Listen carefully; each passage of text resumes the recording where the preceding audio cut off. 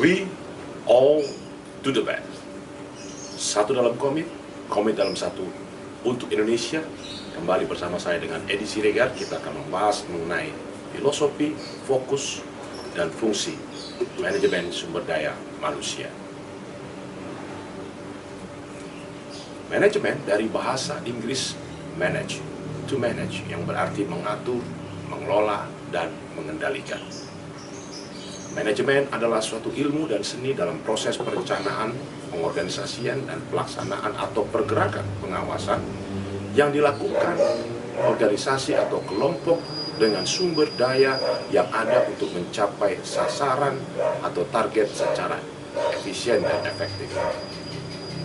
Itu sebabnya seorang manajer sumber daya manusia dipercaya bukan saja untuk mengatur, mengawasi, dan menyelaraskan, tetapi menata dan melaksanakan manajemen sumber daya manusia. Dan saya secara pribadi selalu mengatakan, mensinonimkan manajemen dengan kata penata laksanaan. Ada dua kata di sana, tata dan laksana. Artinya, bukan hanya ditata suatu sumber daya manusia, tetapi harus dilaksanakan setiap apa yang dipersiapkan, direncanakan untuk mencapai tujuan organisasi atau perusahaan. Kata yang kedua dari manajemen sumber daya manusia adalah sumber. Menjadi pertanyaan, apa itu sumber? Ya, sumber adalah tempat keluarnya sesuatu. Sumber juga adalah tempat diambilnya atau dapatnya suatu data atau pokok hal yang diperlukan. Ya, dari segala sesuatu, baik berupa data itu sendiri, orang atau wujud tertentu yang dapat dikembangkan dan digunakan oleh seluruh individu atau organisasi. Itulah sumber. Nah, kata yang ketiga, dan ini yang menjadi inti dari manajemen sumber daya manusia, ada kata daya. Ya, tentu bagi para milenial kenal dengan seorang artis yang bernama Daya, tapi bukan itu yang saya maksud dengan lagunya Sit Still Look Pretty. Daya adalah suatu nilai potensi yang dimiliki oleh suatu materi atau unsur tertentu dalam kehidupan. Daya merupakan kekuatan atau tenaga yang dapat ditingkatkan dan dikembangkan, tetapi juga bisa menurun dan lemah. Itulah daya. Nah, usaha untuk kemampuan melakukan suatu hal sangat kuat berarti mempunyai daya yang kuat, dan begitu pula sebaliknya. Dan oleh karena itu, daya ini harus digunakan dengan baik dan benar. Kata yang terakhir dari manajemen sumber daya manusia adalah manusia itu sendiri. Saya sering mengatakan, manusia dikatakan manusia bila mana dia hidup di antara manusia dan memanusiakan manusia. Karena manusia, menurut saya, adalah makhluk trinitas, di mana manusia itu unik, individual, yang tidak sama, mulai dari Adam sampai manusia yang baru lahir, ditandai dengan sidik jari yang berbeda. Yang kedua, manusia adalah makhluk sosial, yang artinya dia tidak dapat bisa dikatakan manusia kalau tidak hidup dengan manusia. Ya, who can stand alone when he not alone? Because we are nothing without another. Jadi Anda dikatakan manusia ketika Anda menjadi makhluk sosial. Dan yang ketiga, saya sering menyatakan manusia adalah makhluk ciptaan. Oleh karena itu pasti Anda akan kembali kepada pencipta. Dan pastikan bahwa Anda mengenal pencipta Anda dan Anda respect kepada pencipta itu sendiri. Selain itu, saya sering menyatakan juga manusia sebagai makhluk trinitas karena terdiri dari mind, soul, and body. Tidak bisa dipisahkan antara mind, soul, and body bila Anda ingin dikatakan sebagai manusia yang seutuhnya. Manusia adalah makhluk unik dari golongan mamalia yang dilengkapi otak dengan kemampuan tinggi sebagai makhluk sosial yang luar biasa dan kompleks, yaitu paduan antara material dan makhluk ciptaan, spiritual, yang dinamis karena selalu mengaktualisasikan dirinya. Sebagaimana teori Maslow, yaitu hierarki yang kelima, manusia pada prinsipnya ingin mengaktualisasikan dirinya. Lalu, bagaimana pendapat para pakar berkaitan dengan manajemen sumber daya manusia ini. Saya teringat kepada Michael Armstrong, pada tahun 2003 dia menyatakan, menekankan sifat strategik pengelolaan sumber daya manusia dan kebutuhan untuk mengintegrasikan strategi sumber daya manusia dengan strategi bisnis. Harus diintegrasikan antara bisnis, usaha dengan manusia yang melakukannya. Manusia sebagai faktor utama dan berharga milik organisasi atau perusahaan yang bekerja secara individual maupun kolektif dan berkontribusi serta menentukan maju atau mundurnya sebuah organisasi atau perusahaan. Lain lagi dengan Mary Parker Follett. Dia menyatakan, manajemen sumber daya manusia adalah suatu seni untuk mencapai tujuan-tujuan organisasi melalui pengaturan orang-orang lain untuk melaksanakan berbagai pekerjaan yang diperlukan, atau dengan kata lain, tidak melakukan pekerjaan-pekerjaan itu sendiri. Edwin B. Flippo, ya, saya yakin kita sering membaca bukunya, menyatakan bahwa manajemen sumber daya manusia adalah perencanaan, pengorganisasian, pengarahan, dan pengawasan kegiatan pengadaan, pengembangan, pemberian kompensasi, penghargaan, pengintegrasian, pemeliharaan, serta pelepasan sumber daya manusia agar tercapai berbagai tujuan individu, organisasi, dan masyarakat. Lain halnya dengan Mattis and Jackson, yang bukunya banyak sekali beredar di Indonesia ini, menyatakan bahwa MSDM adalah rancangan sistem-sistem formal dalam sebuah organisasi untuk memastikan penggunaan bakat manusia secara efektif dan efisien guna mencapai tujuan organisasi.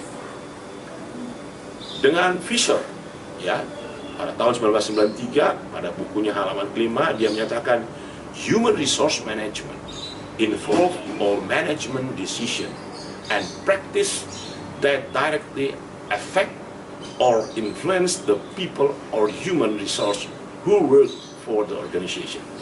Kalau kita terjemahkan secara luas, dikatakan manajemen sumber daya manusia melibatkan semua keputusan dan praktek manajemen yang berdampak langsung atau berpengaruh ke semua orang atau sumber daya manusia yang bekerja atau yang ada pada suatu organisasi atau perusahaan.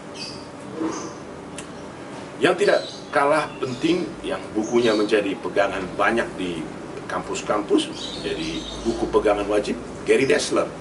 Tahun 1997, dia menyatakan bahwa manajemen sumber daya manusia adalah kebijakan dari praktek yang dibutuhkan seseorang untuk menjalankan aspek sumber daya manusia dari posisi seseorang, meliputi perekrutan, penyaringan, pelatihan, pengimbalan, dan penilaian.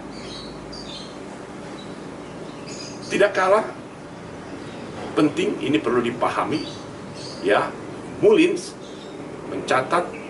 dicatat juga oleh The Charter Institute of Personnel and Development, CIPD. Dia mengatakan the design, implementation, and maintenance of strategy to manage people for optimum business performance, including the development of policy and process to support these strategies. Yang menyatakan bahwa strategi perencanaan, pelaksanaan, dan pemeliharaan untuk mengelola manusia untuk kinerja usaha yang optimal, termasuk kebijakan, pengembangan, dan proses untuk mendukung strategi. Kalau begitu, apa fokus manajemen sumber daya manusia? Setidak-tidaknya yang pertama adalah optimalisasi pendayagunaan kekuatan personel organisasi. Apapun ceritanya, Anda yang menjadi manajer sumber daya manusia harus berupaya mengoptimalisasi pendayagunaan kekuatan personel yang ada pada organisasi atau perusahaan Anda.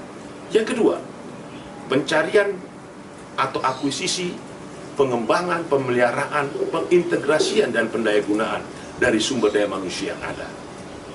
Yang ketiga, fokus jangka panjang terkait dengan visi, misi, dan strategi perusahaan. Ingat, ketika Anda fokus pada jangka panjang, Anda sedang membangun suatu usaha yang berkesinambungan.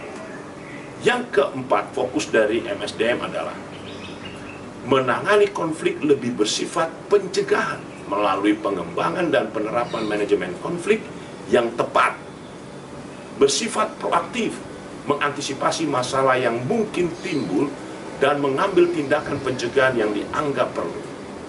Inilah 4 fokus manajemen sumber daya manusia. Dan saya sering menyatakan fokus, ya, kalau di dalam bahasa Indonesia pakai K, tentu first on, ya, commitment until success.